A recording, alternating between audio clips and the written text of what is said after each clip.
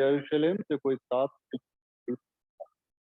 और वे इन सब बातों पर जो हुई थी आपस में बातचीत करते जा रहे थे। और जब वे आपस में बातचीत और पूछताछ कर रहे थे तो यीशु आप ही पास आकर उनके साथ हो लिया, परंतु उनकी आंखें ऐसी बंद कर दी गई थी कि उससे पहचान न सके।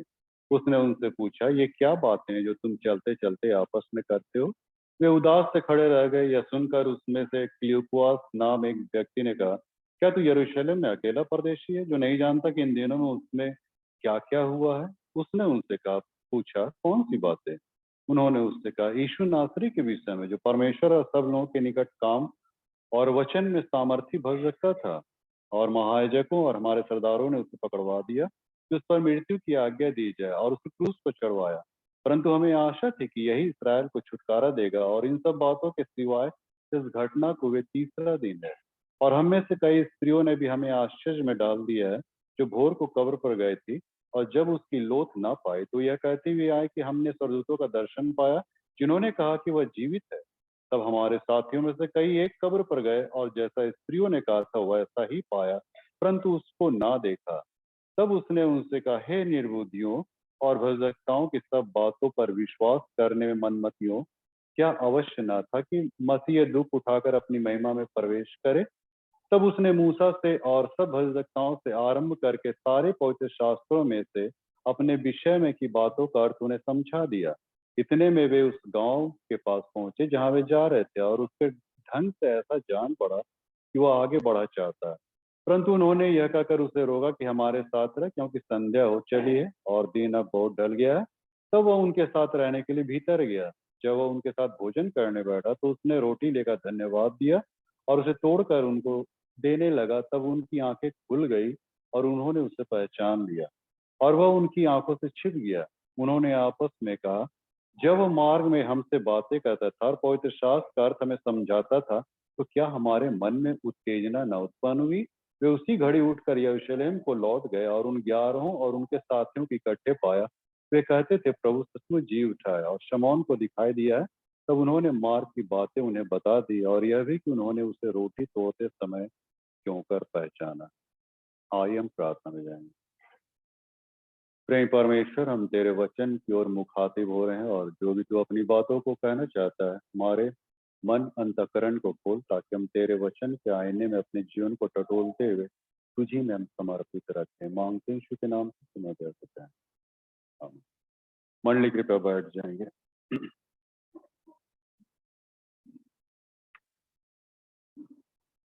तो आज हम नया इन्वेंट किए हैं ना, पुलपिट को यहाँ ले आए। बोले कि बड़ा का इन्वेंट किया, घसका दिया तो इन्वेंट कर दिया। नहीं, ऐसे सोच रहे होंगे ऐसा आप लोग ना। एनीवे,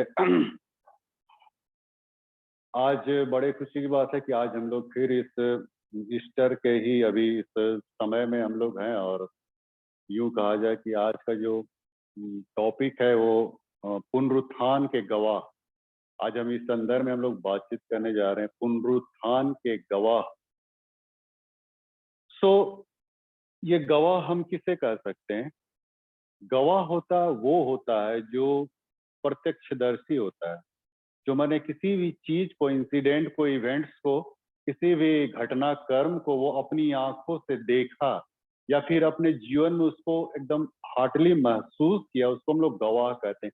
सुनी सुनाई बातों को पे हम बिलीव कर दें, विश्वास करें, गवाही दें, वो गवाह ज्यादा हो सकती गवाही का कारण बने, लेकिन वो फ्रूटफुल उतना नहीं होता जितना कि इंसान के अंदर स्वतः इस चीज को अनुभव कर लेना या पाना, रिसीव करना, ये सबसे माने मस्ट इम्पोर्टेंट है। नहीं? हाँ। तो पुनरुत्थान के गवाह के संदर्भ में हम लोग देखने जा रहे हैं, और इसीलिए उसने अपने चेलों को कहा यहाँ, है ना, आप मत, ये लूका 24:48 में आप पाइएगा, वहां पे लिखता है कि तुम मेरे इन सब बातों के गवाह हो। किन बातों के? इन बातों के, मतलब मेरे जी उठने के गवाह। कभी कभी हम लोग सोचते हैं, नहीं, मन में विचार करते हैं कि हमारे अंदर ये क्वेश्चन उत्पन्न अगर हो जाए, मान लीजिए अगर यीशु मसीह जी उठा तो सही, ठीक है, उठा, उसके बाद साइलेंटली वे में सीधे स्वर्ग चला जाता, किसी को दिखाई नहीं पड़ता, अनसीन वो चला जाता, किसी को दिखाई नहीं पड़ता, प्रकट नहीं होता, अपने अपने आप को रिवील्ड नहीं करता, तो क्या होता? कभी हम लोग सोचे? तब होता यही कि ये भी एक किंवदंती कथा बन जाती ना, मिथ्या बन जाती। हम लोग सिर्फ अटकलें लगाते रहते, एक सिर्फ अपना इमेजिन करते रहते, पता नहीं प्रभु का हुआ क्या, नहीं हुआ, नहीं हुआ, हुआ नहीं हुआ, है ना, पता नहीं लोथ चुरा लिया कि क्या किया, तब कहाँ गया, है ना तेना दुनिया भर का अपना दिमाग में, माने उसको हम लोग माने इमेजिन शुरू कर देते। नहीं तो ये भी अन्य धर्म शास्त्रों की तरह माने कपोल कल कथा में ये गिनती गिना जाता है। नहीं, ऐसा नहीं होता। बाकी जितने भी धर्म शास्त्र सब कपोल कथा है, मिथ्या है, कहीं किसी में कोई सच्चाई नहीं मित्र, सब मतलब अ, तरीकों से लिखा गया अपने अपने मानवीय बुद्धि शक्ति से। लेकिन परमेश्वर का वचन क्या कहता है कि परमेश्वर की आत्मा ने चेलों के ऊपर में ऐसा रिवील्ड किया ताकि वे इसको लिख पाते। एनीवे खैर वो अलग बात है। तो प्रभु यीशु मसीह का प्र, प्रगटीकरण होना एक बहुत बड़ी बात है मित्रों। कहा कि यीशु मसीह जी उठा, ठीक है भाई, जी उठा। अगर वो प्रकट नहीं होता तो यीशु की कही गई बात भी हम लोग अटकलें लगाते रहते कि उसने जो बात कही थी कि मनुष्य का पुत्र पापियों के हाथ में पकड़वाया जाएगा, मार डाला जाएगा, तीसरे दिन जी उठेगा, ये तो फालतू बोल के चला गया। ऐसा करके हम लोग सोचते नहीं, बड़का मैंने झूठा प्रचारक था, फॉल्स टीचर था, कहाँ जी उठा, ऐसा करके हम लोग मतलब सोचते। मैंने कहने का मतलब तो वैसा नहीं हुआ मित्रों, बल्कि उसने क्या किया, बाइबल कहती कि 40 दिन तक अपने जी उठने के पक्के प्रमाणों के साथ, है ना, प्रेरितों के काम में पढ़िएगा, एकदम कच्चे नहीं, एकदम पक्के प्रमाणों के साथ अपने आप को लोगों के बीच में दिखलाई दिया, है ना। इसमें कोई डाउट नहीं था। पहले मैंने देखिए मरियम मगदलिनी को दिखलाई दिया, फिर 10 चेलों को दिखाई दिया, फिर 11 चेलों, 10 चेलों को मैंने क्या कहा, थोमा उस समय नहीं था एक समय, है ना। तो फिर 11 चेलों, जब थोमा आए तो 11 चेलों को दिखाई दिया, है ना। उसके बाद फिर पहला कुरिन्थ 15 अध्याय में आप पढ़िएगा, वहां पे लिखता पतरस को दिखाई दिया, फिर 500 लोगों को एक साथ दिखाई दिया, ऐसा भी लिखा पहला कुरिन्थ 15 अध्याय के 5 पद में, 500 लोगों को एक साथ दिखाई दिया। और पौलुस कहता कि फिर अंत में मुझे भी दिखाई दिया। कब दिखाई दिया? दमिश्क के मार्ग पे, यीशु मसीह के जी उठने का उसने भी इस बात को, घटनाक्रम को पाया, देखा, अपनी आंखों से देखा। तो ये जो देखने का जो कर्म जो उत्पन्न हुआ है ना, लोग जो गवाह बने, ये बड़ी अच्छी बात है ना। अगर वे नहीं देखते तो चेले लोग गवाही किसका देते, किसको देते? तब तो हमारे पास भी आशा नाम की या विश्वास का कोई जगह ही नहीं बचता। नहीं, हमारे पास कोई आशा भी नहीं रहती, विश्वास भी नहीं रहता। दूर ही प्रभु बोल के जो गया, जी उठ के कहाँ दिखाई दे, ऐसा करके हम लोग सोचते, हमारा विश्वास आशा तो बिल्कुल खंडित होता, खंडित हो जाता, एकदम माने चला जाता, खत्म हो जाता। लेकिन ऐसा नहीं हुआ मित्रों, बल्कि पक्के प्रमाणों के साथ। पक्के प्रमाण मतलब आप कई प्रमाण देख सकते हैं गवाही का। आप देखिएगा, जैसा कि मैंने पिछले दिनों में भी मैंने कहा, जब यीशु मसीह जी उठे, चेले लोग जब कब्र के अंदर गए, तो कपड़ा जो था वो यहूदियों का जो था वो साफा होता था, माने सब में लपेटते थे, सिर में ओढ़ते थे, लपेटते थे, प्रार्थना करते थे। जैसा कि लाजर को भी पूरा बांध दिया गया था साफा, नहीं, इसीलिए बोला था लाजर के कपड़े को मुंह से हटाओ और उसके माने ये करो। तो मैंने वैसा करके यीशु का भी जो कपड़ा था, बाइबल बतलाती कब्र में एकदम तहिया के लपेट के वहां एक किनारे में ऐसा रखल था। हाँ, अब बहुत सारे लोग बोलते कि रोमी सेनापति लोग क्या बोल रहे थे, पैसा दे दे के सैनिकों को पैसा दे दे के ये कह रहे थे कि देखो, अगर कोई पूछे, रोमी सरकार अगर पूछे तो बोल देना कि चेले लोग चुरा ले गए। हाँ, भला बताए, मत्ती में लिखा हुआ, बोल देना कि चेले लोग चुरा ले। अरे भैया, चेले लोग चुरा, चेले लोग तो अपने डर के मारे रूम के अंदर बंद थे, घी घी बंधी हुई थी उनकी, तो उनको चोरी करने का क्या वहां पे, और सो भी रोमी सरकार का मुहर लगा हुआ था पत्थर में। तब मजाल है कि रोमी सरकार के मुहर को हटा दे, तो चुरा लेगा ऐसा करके बोलता है। और दूसरी बात ये भी कि ड्यूटी आवर में सैनिक लोग सोएगा, सर कलम करवाना है का? हाँ, ऐसा बोल के माने अगर कोई झूठ भी बोलते हैं तो थोड़ा सा उसमें झूठ में भी थोड़ा सा माने अस्तर होना चाहिए, नहीं, थोड़ा सा माने तार्किक होना चाहिए। अब सो रहे थे, बोल देना कि सो रहे थे तो चेले चुरा ले। अरे भाई यार, ड्यूटी आवर में सो गए, हाँ, रोम सरकार आपका मैंने सर्वे कलम कर देगा नहीं। अभी सीएलडब्ल्यू में कोई ऐसा सोच जाएगा तो चार्जशीट पकड़ा देगा नहीं, चार्जमेंट। हाँ, और सीटीएफओ और ये एई है डी सब चार्जशीट आपको धरा दे, जाओ बाबू, हाँ घर जाओ बोल देगा नहीं। तब और वहां तो यीशु की लोथ को चुरा ले जाना और हटा देना, तो ये सब कुछ नहीं हुआ। ये सब सिर्फ मतलब एक तो क्या बोलेंगे, एक तो मतलब इमेज ये कर क्रिएशन कर रहा था ऐसा ना। लेकिन ऐसा कुछ भी नहीं हुआ। यीशु मसीह एकदम स्पष्ट प्रमाणों के साथ, अब जैसे एक प्रमाण और दिखा रहा, कब्र का पत्थर 2000 टन, एक इतिहास की पुस्तक को मैं पढ़ रहा था, उस पत्थर का वजन 2000 टन था। बताइए तो, अब महिला लुढ़का, मरियम मगदलिनी लुढ़का पाती इतना थोड़ी, अकेले लोग लुढ़का पाते नहीं पाते, ऊपर से रोमी सरकार का मुंह है। कौन लुढ़काया? स्वर्गदूतों ने लुढ़का दिया, है ना। वो लुढ़का वो पत्थर इस बात की गवाह दे रहा था कि यीशु मसीह की डेड बॉडी अंदर नहीं है, जी उठा। उसको, उस पत्थर को हटाना किसी के माने बस की बात ही नहीं थी मित्रों। लेकिन वो लुढ़का हुआ पत्थर भी गवाही दे रहा था। यीशु मसीह ने कहा था, यदि ये लोग चुप हो जाएं तो पत्थर भी चिल्ला उठेंगे। और वो पत्थर चिल्ला चिल्ला के कह रहा कि यीशु मसीह की डेड बॉडी नहीं है। मैंने देखिए गवाह कैसे परमेश्वर तैयार करता है, निर्जीव चीज को भी गवाह बना देता है। वहां लपेटा हुआ वाला कपड़ा भी है ना।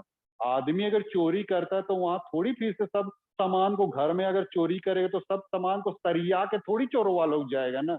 वो लोग तो आनंद फानन में भागेगा। तो वहां तो बाइबल कहती कि एकदम कपड़ा एकदम लपेटा हुआ था वहां पे, तब सरिया उरिया के प्रभु वहां से निकले हैं कि ऐसे थोड़ी। तो माने जी उठे मित्रों, है ना। इसीलिए पक्के प्रमाणों के साथ उन्होंने दिखाई सबको दिए। उसके बाद आप देखिए थोमा, एक समय थोमा नहीं था। थोमा तो अविश्वासी था, थोमा तो विश्वास ही नहीं करता था। और तब जब थोमा आया तो बोला हम बिलीव भी नहीं करेंगे।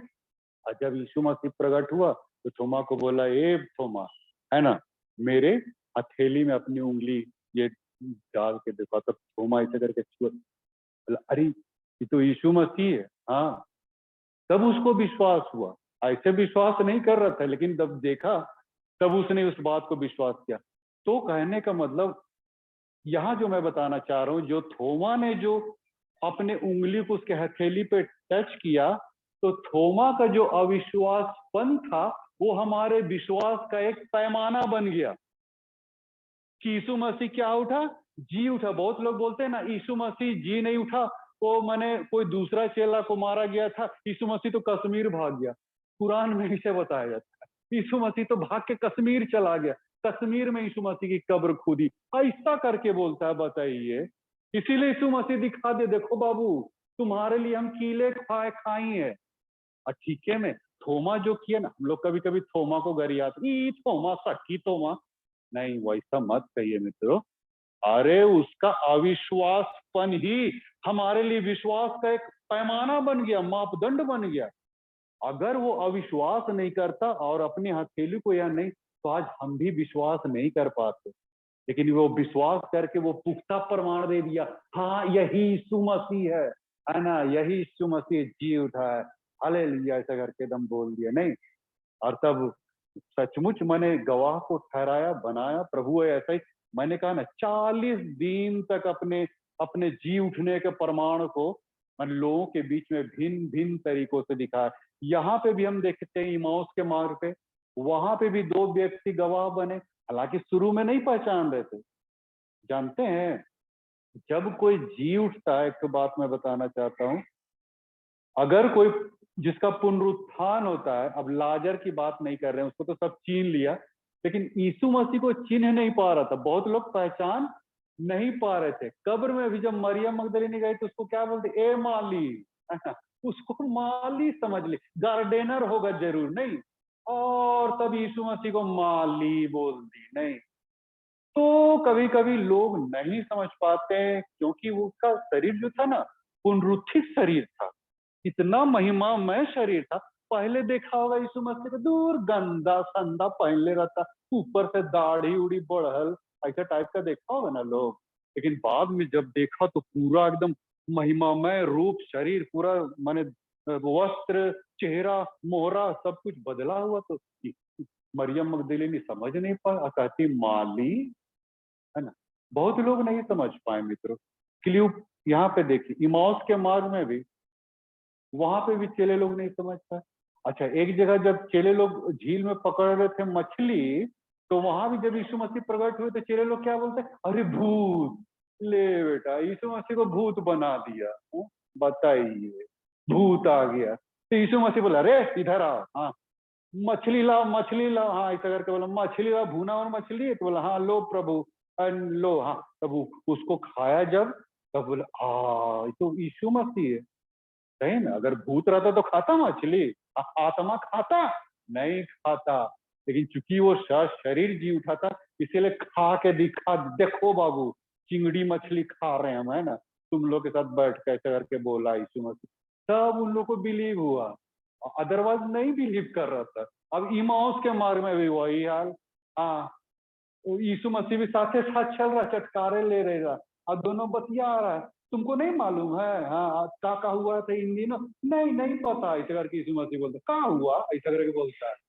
मैंने दोनों को टोपी पहना रहा था यीशु मसीह। कभी कभी यीशु मसीह भी ना काफी मैंने मजेदारी विनोदी स्वभाव के हो जाते हैं, और थे भी बहुत, मैंने थोड़ा सा जॉली मूड के भी थे, ऐसा बात नहीं है कि बड़ा सीरियस रहते। बहुत लोग कहते हैं कि आपको हम लोग को सीरियस रहना चाहिए, ऐसा नहीं। यीशु मसीह भी वहां चटकारे ले रहा था, देखिए ना, 7 मील तक अपने आप को प्रकट नहीं कर रहा था, और दोनों यीशु मसीह के विषय में बात करते हैं। हाँ, बगल में चल रहा है यीशु मसीह, लेकिन उन लोग पहचान नहीं पा रहे। हमने कहा ना, पुनरुत्थित यीशु को कोई पहचान नहीं पा रहा था।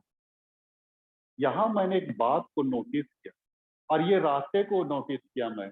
हाँ, मैं जब भी ख्यालों में ऐसे रहता हूँ ना, मैंने या तो बिस्तर पे रहता हूँ तो मैं मंथन करते रहता हूँ। ऐसे मैंने बे, बे मैंने बिला वजह में सुतले नहीं रहता हूँ, उसमें भी हम कुछ कुछ खोजते रहते हैं। तो हमको एक तो बात मैंने यहाँ पे मिला कि यीशु मसीह को उन लोग क्या पहचाना, जब यीशु मसीह ने अपने आप को रिवील्ड किया, अदरवाइज यीशु को पहचानना आसान नहीं। मैंने कहा ना, जब तक यीशु मसीह किसी पर प्रकट नहीं होगा ना, कोई भी व्यक्ति यीशु मसीह को प्रभु नहीं जान पाएगा, मसीह नहीं जान पाएगा। ये मत्ती 6:44 में भी दिखता, मत्ती 6:44। जब यीशु मसीह क्या बोला, जब तक पिता, जब तक तेरी ओर से भेजे ना जाए, तब तक कोई भी मेरे पास नहीं आ सकता। पहला कुरिन्थी 12:3 क्या कहता है, कोई भी पवित्र आत्मा के बिना यीशु को मसीहा करके, प्रभु कह के कभी स्वीकार नहीं कर सकता। ये सब कुछ बाइबल में लिखा है। तो यीशु मसीह जब तक अपने आप को रिवील्ड किसी पे नहीं करेगा, तब तक वो सही रूप से नहीं पहचान पाएगा। और यही चीज इसीलिए उसने कहा लुका 24:49 में, कि बाबू तुम लोग अभी ठहरे रहो, अभी तुम लोग प्रचार करने मत जाओ, गवाही देने मत जाओ, अभी तुम यरूशलेम में ठहरे रहो। कब? जब तक कि तुम्हारे ऊपर में पवित्र आत्मा नहीं आए। जब तक पवित्र आत्मा नहीं आएगा, तब तक तुम यहीं पे रुके रहो। हम लोग कभी कभी सोचते हैं कि प्रभु हम तेरे नाम से जा रहे हैं प्रचार करने, अपने मानवीय शक्ति बुद्धि बल के बदौलत। अरे खबरदार रहिए भैया, नहीं सकिएगा, है ना, वैसा में नहीं सकिएगा, फिर उल्टे पांव भागिएगा। लेकिन जिस व्यक्ति ने प्रभु को अपने जीवन में ग्रहण किया, एक्सेप्ट किया, उसको समझा, उसको अनुभव किया, पहचाना, वो सच्चा गवाह कहलाता है। उसकी गवाही सच्ची होती। क्यों? क्योंकि उसने उन सारी चीजों को देखा है, सुना है। किसी को पहला यूहन्ना पहले अध्याय के पहले पद में कहता है, यूहन्ना कहता है कि उस जीवन के वचन के विषय में, जिसे हमने अपनी आंखों से देखा, जिसे हमने छुआ, जिसे हमने टच किया, जिसे हमने महसूस किया, उस शख्सियत का हम लोग प्रचार करते हैं। हाँ? चेले लोग यही ना बोले, पहला यूहन्ना 1 अध्याय के पहले पद में, जिस चीज को उसने देखा, सुना, छुआ, टच किया, उसके साथ उठा बैठा खाया पिया, एक बहुत बड़ा एक गवाह इन लोग बना मित्रों। तब ये इस रूप में, ये माने गवाहियां होती है मित्रों, इस रूप में। और इसीलिए उसने चेलों को ठहराया कि बाबू तुम लोग मेरे गवाह बनोगे। और सही में चेले लोग जाके प्रभु यीशु मसीह के नाम से एकदम प्रचार प्रसार करने लगे, और ऐसी गवाहियां देने लगे कि बाइबल कहती है कि पूरे यरूशलेम को उपदेशों से भर दिया, ऐसा लिखा प्रेरितों के काम में। पूरे यरूशलेम को उपदेशों से भर दिया मित्रों। जितने यहाँ तक कि शास्त्री फरीसी लोग सेटिंग दे दिए कि तुम यीशु मसीह के नाम का गवाही मत दो, प्रचार मत करो। तो बोले कि छोड़िए जी, हाँ आप लोग अपने पास अब देखिए चेलों के अंदर में कहाँ से सामर्थ आ गई। मैंने कहा ना, यीशु मसीह बोला था ना कि जब तक तुम लोग पवित्र आत्मा नहीं आएगा तुम लोग मत निकलना यरूशलेम से। जब पवित्र आत्मा आएगा तब तुम प्रचार करने निकलना। इसीलिए प्रेरितों का काम एक अध्याय के एक 8 पद में वो कहता है कि जब पवित्र आत्मा तुम पर आएगा तब तुम सामर्थ पाओगे, और तब यरूशलेम में, फिर यहूदिया में, फिर सामरिया में, फिर पृथ्वी के छोर छोर तक तुम मेरे गवाह होगे। मतलब ये स्टेप बाय स्टेप, पहले यरूशलेम में, मतलब यूं कहा जाए हम यहाँ से शुरू करें तो पहले आप बादलीगढ़ में प्रचार करें, फिर बादलीगढ़ से फिर आप डिस्ट्रिक्ट में आ जाए, जामताड़ा डिस्ट्रिक्ट में आ जाए, फिर आप स्टेट लेवल पे प्रचार करने चले जाए, फिर आप पूरे इंडिया और वर्ल्ड लेवल पे प्रचार। इस रूप में यहाँ पे मैंने समझाने के दृष्टिकोण से मैंने कहा प्रेरितों का काम 1 अध्याय के 8 तक है। इस रीति से मतलब पहले यहाँ घर से शुरू करो, है। इसीलिए वो कहता है कि हम कहाँ जाए प्रभु, कहाँ से प्रचार करें। तो यीशु मसीह एक जगह क्या बोला कि तुम गलील को चले जाओ, वहां से शुरू करो, वहां प्रचार करो, जाओ गलील में देखो, है ना, ऐसे करके वहां ऐसे करके लिखा चाहिए। मैं ख्याल नहीं कर रहा हूँ, अभी पलटने का समय नहीं, बहुत देर हो जाएगा, लेकिन ऐसा है, जाओ गलील में देखो, जाओ प्रचार करो, ऐसा करके। तो वही कहने का मतलब गवाही जो है अपने जीवन से जो शुरू होती है ना, मैंने कहा ना कि पहले अपने आप में ये होती है, उसके बाद उस गवाही को आप लोगों के बीच में आप, हाँ लेकिन जब आप गवाही देते हैं तो अपनी गवाही आप ना दें। थोड़ा सा खबरदार रहिएगा यहाँ पे मित्रों। हम लोग कभी कभी अपनी गवाही देने लग जाते हैं, नहीं कि मैंने ऐसा किया, मैंने वैसा। ये क्या हुआ था तांबा में, जब मैं छोटा नागपुर डायसिस में था तो वहाँ एक रनिया ब्लॉक है, तो मैं तांबा में पोस्टेड था, तांबा पास्टेट है। तो वहां मैंने एक सेमिनार रखी थी, वहाँ 2-3 दिन का सेमिनार था। तो लास्ट सेशन में हमने यही कहा कि आप प्रभु यीशु मसीह की बातों के गवाह, जो जो बताना चाहता, गवाही देना चाहता है, आप लोग सभी कोई आ जाए, जो गवाही देना जानते हैं। एकदम लाइन लग गया, एकदम बेदी से लेके वो दरवाजा तक पूरा लाइन लग गया, और तब सब एक एक करके आने लगे और अब गवाही देने। अब गवाही देखिए कैसा वो लोग दे रहे थे, मैंने ऐसा किया, मैं वहां गया, वहां प्रार्थना की तो ऐसा हो गया, मैंने हमको देखे भी जो आ रहा है सब अपना प्रशंसा कर रहा है, अपनी महिमा कर। हम देख रहे हैं प्रभु की महिमा तो होते नहीं कर रही है।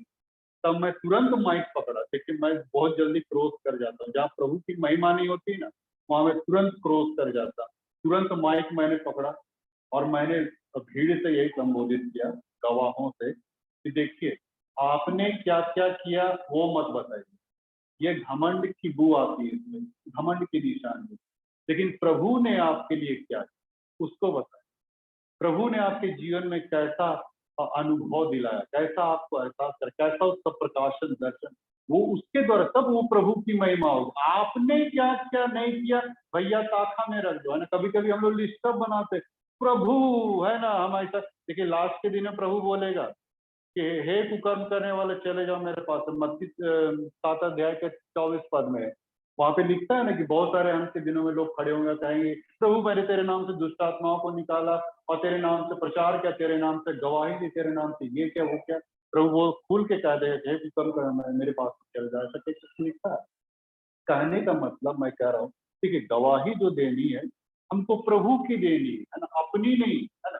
रेवरेंड केवी खालको की हम लोग अपनी गवाही हमको नहीं देगी, प्रभु की गवाही देगी।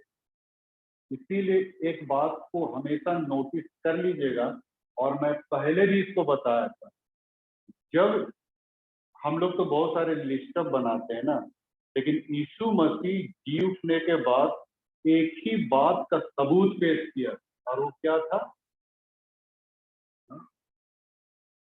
मैंने बताया था एक दिन। हाँ, वो कुछ भी लिस्ट अप नहीं किया था, कुछ भी फेहरिस्त या लिस्ट नहीं बनाया था कि हमने तुम्हारे लिए ये किया वो किया। सिर्फ एक चीज उसने दिखाया था, अपने छिदे हुए हाथ। क्या आपके पास इस बात का कोई प्रमाण है कि आपने यीशु मसीह के लिए अपने अपने पीठ पे कोड़े खाए, अपने अपने लहू को निकाला, यीशु के प्रचार के बदले आपके जीवन में प्रताड़ित किए गए दुख उठाए? क्या कभी हमने ऐसा ये किया है मित्रों? नहीं किया तो कोई फायदा नहीं मित्रों, अपने किसी भी चीजों का नहीं, लेकिन यीशु मसीह की ओर आप ताकिए मित्रों। एक मैं यूट्यूब में देखा हूँ और उसके सेशन को, उसके कन्वेंशन को मैंने कई बार अटेंड किया है। अरे आमोस जी के कन्वेंशन को मैंने कई बार अटेंड किया है। आमोस जी का एक तो हम बहुत मैंने ये सुनते हैं उसकी गवाही। वो क्या बोलता है कि मैंने दरोगा पद को मैंने ठुकरा दिया प्रभु की सेवकाई के लिए। अच्छा, मैंने देखिए यहाँ पे प्रभु की महिमा नहीं हो रही, किसकी महिमा हो रही? अब उसकी, आमोस की। मैंने प्रभु के लिए कितना बड़ा त्याग दे दिया। अरे प्रभु अगर बोल दिया कि मैंने तुम्हारे लिए स्वर्गीय सिंहासन को छोड़ दिया, तुम दारोगा पद की बात करते हो ना? अगर प्रभु वहां पे खड़ा सब बोल देगा तो अब प्रभु ये भी मैंने बोल देगा, अरे बाबू तुम जो त्याग और समर्पण की बात कर रहे हो, मैंने तुम्हारे लिए अपने देह को त्याग किया। तब तुम किस चीज की सर्विस की और सेवा की और ये करके बात बोल रहे हो? तो ये सारी बातें जो बोलते हम लोग अपने अपनी महिमा देते, जो गवाही जो हम लोग देते हैं कभी कभी अपनी बड़ाई और अपनी महिमा नहीं। मैं गवाही देना गलत नहीं मानता हूं, लेकिन उस गवाही में अगर प्रभु को महिमान्वित नहीं कर रहे हैं, इसका मतलब कि कुछ गड़बड़ गड़बड़। तो प्रभु ने पुनरुत्थान के गवाह, हम उसी संदर्भ में बात कर रहे थे कि हम पुनरुत्थान के गवाह हम लोग बने मित्रों, है ना? उसके जीवने की गवाही हम लोग लोगों के बीच में दें। सचमुच प्रभु यीशु मसीह एक जीव था, परमेश्वर है, और किसी भी रीति से हम उस पे हम अनबिलीव हम लोग कर ही नहीं सकते हैं। जैसे कि मैंने कहा ना, बहुत सारे हम मेरे साथ भी, मैंने मोहम्मदन लोग के साथ मेरा कभी कभी वार्तालाप हो जाता है, तो वो लोग भी कहते, जैसे कि मैंने कहा कि नहीं, वो कई एक मोहम्मदन बोल रहा था कि नहीं वो जाके कश्मीर चले गए, वहां जाके उनकी मृत्यु हुई। क्रूस काट पे जो चढ़े थे वो कोई और चेला था, यीशु मसीह नहीं चढ़े थे। यीशु की कब्र तो कश्मीर में है। हम बोले आप कुरान पढ़ के देखिए। मैं ख्याल नहीं कर रहा हूँ, लेकिन कुरान की किसी आयत में लिखा हुआ है कि अल्लाह ताला ने यीशु मसीह को 7वें आसमान में उठा लिया, ऐसा करके लिखा। मैं झूठ नहीं बोलता, लेकिन आयत को मैं याद नहीं कर रहा हूँ, लेकिन ऐसा लिखा है अल्लाह ताला ने यीशु को 7वें आसमान में उठा लिया। तो मैं उससे यही सवाल करता हूँ, आप जो कह रहे हैं कश्मीर चले गए, आपका कुरान बता रहा है कि अल्लाह ताला ने उसको 7वें आसमान में, हम किसकी विश्वास करें? हाँ, आपकी ना इस कुरान की? तो घबरा गया भैया। अगर हम अपने आप को सच कहते हैं, मैंने वो मियाँ सोच रहा था, अगर हम अपने आप को सच कहते हैं तो अपने कुरान को हम झूठा ठहरा रहे हैं, और अगर कुरान को हम सच कह रहे हैं तो इसका मतलब कि हम झूठे हैं जो बोल रहे हैं कश्मीर चले गए। तो दोनों में अब फंस गया बंदा, है ना? किसको सच्चा ठहरा, किसको झूठा ठहरा? कुरान को भी झूठ नहीं ठहरा सकता है, और कुरान को सच मानेगा तो फिर वो खुद झूठ बोल रहा है। तुम कहते हो कि कश्मीर चले गए, हाँ, तुम्हारा कुरान कहता है कि अल्लाह ताला ने उसको 7वें आसमान में उठा लिया। तो कभी कभी ऐसा सिचुएशन क्रिएट होगा, आपको मैं इसलिए बता रहा हूँ कि आप भी उसको जवाब देने के सक्षम हो सके, काबिल हो सके। तो एकदम डरिएगा नहीं, घबराइएगा नहीं मित्रों, पवित्र आत्मा सामर्थ से आपको भरेगा और आप उसके जीव की गवाही आप दीजिएगा। और मैं बड़वारी तो नहीं मार रहा हूँ, लेकिन मैं फिर से कहना चाहता कि नहीं, मैं इस बात का पक्का गवाह हूँ, है ना? पक्का गवाह हूँ, इसमें अब हमको हिलने डुलने का कोई जगह नहीं है, क्योंकि मैंने उस चीज को रिसीव किया 93 में, यीशु मसीह के जी उठने को अपने जीवन में रिसीव किया, इसलिए मैं एकदम पक्का गवाह हूँ। हाँ, इसमें मुकरने, मैंने कहा ना, कच्चा गवाह लोग कभी कभी मुकर भी सकता है, या फिर गवाहियों में कभी कभी देखिए, गवाहियों में कभी कभी तब्दीलियां भी आने लग जाती। नहीं, अगर गवाही में तब्दीलियां आ रही है, इसका मतलब कि उसको क्रिएशन किया जा रहा है। इस बात को नोटिस कीजिएगा, क्रिएशन किया जा रहा है। आपकी जो गवाही है, जो एकदम सेम टू सेम जो चीज मिली है, उसी को सेम टू सेम अगर आप बता रहे हैं तो वो सही गवाही है। जैसे उदाहरण के लिए मान लीजिए, मैंने एक दिन और कहा था कि मान लीजिए रोड में एक्सीडेंट हो गया, किसी प्रत्यक्षदर्शी ने उस एक्सीडेंट को देखा, ट्रक इधर से आ रहा, गाड़ी इधर, कार इधर से जा रहा, वो जो बोलेगा, है ना, वो आके अपने मोहल्ला में बोला, मोहल्ला वाला किसी व्यक्ति को बोला, फिर वो व्यक्ति किसी और व्यक्ति को, वो व्यक्ति किसी और व्यक्ति को उस घटना को बताया, वो कोई और, फिर देखिएगा उस घटनाक्रम को बताने का जो ये है, वो धीरे धीरे चेंज होते जाएगा। पहला जो व्यक्ति बोला प्रत्यक्षदर्शी, वो एकदम परफेक्टली बोलेगा, बिल्कुल सही बोल रहा है। लेकिन अब पांचवें व्यक्ति से आप पूछिएगा ना, तो थोड़ा सा देर के लिए गड़बड़ा भी जाएगा। ट्रक उधर नहीं, ट्रक इधर से आ रहा था, नहीं नहीं, अब देखिए कंफ्यूजन कैसा पैदा हो रहा है, क्या वो सुना है ना, देखा नहीं है, सुना है। इसलिए सुनी हुई जो गवाही होती है वो हमेशा थोड़ा सा डगमगाती है, वो हमेशा अनबैलेंस होती है। लेकिन जिसने जिस चीज को प्रत्यक्षदर्शी रूप में, जिस चीज को एहसास किया, अडॉप्ट किया, अनुभव किया, उस चीज को बड़ा मैंने मुस्तैदी से बताएगा, बिल्कुल दम सेम टू सेम वैसा बताएगा। कहने का ही मतलब, प्रभु हर एक को गवाह बनाना चाहता है, और ये गवाही आपके जीवन के द्वारा अगर दूसरों के बीच में लाई जाती है मित्रों, तो ये आपके लिए बहुत बड़ी उपलब्धि है। आपको प्रभु ने बचाया है, तो ये जो बचाया, यीशु मसीह ने जो लहू बहाया है, उसके लहू को यूं ही व्यर्थ ना जाने दो। आप चाहे चर्च में हो, घर में हो, स्कूल में हो, कॉलेज में हो, कहीं भी हो, किसी भी ऑफिस में हो, आप प्रभु के विषय में जरूर बताएं, उस जी उठे यीशु मसीह के विषय में बताएं।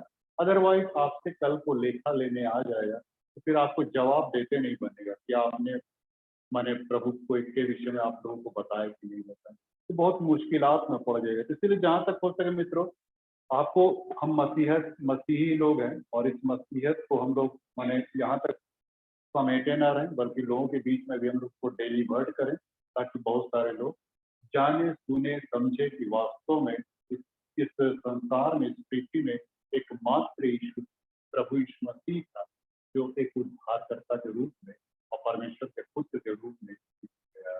ये सारी बातें लोगों के अंदर में आ जानी बहुत जरूरी। परमेश्वर अपनी होता है। आइए लोग दुआ में जाएं। प्रेम पिता, हम तेरा धन्यवाद देते कि तूने आज अपने बातों को फिर से रखने का मौका दिया। एक बार फिर अपने जीवन को तेरे हवाले कर देते हैं। तूने जो अपनी छाप को हमें शरीर के अंदर में डाला है, ये छाप यूं ही अपने अंदर तक हम सीमित न रखें, बल्कि तेरे जीव से की गवाही को हम लोगों के बीच में भी लोग शेयर करें, ताकि और भी लोग छुटकारा पाए, पाप की क्षमा पाए। यही उत्तम गुजारिश करते, सारी बातों में तुझे आदर और महिमा देते हुए प्रार्थना मांगते हैं यीशु के नाम से, सुनो दया।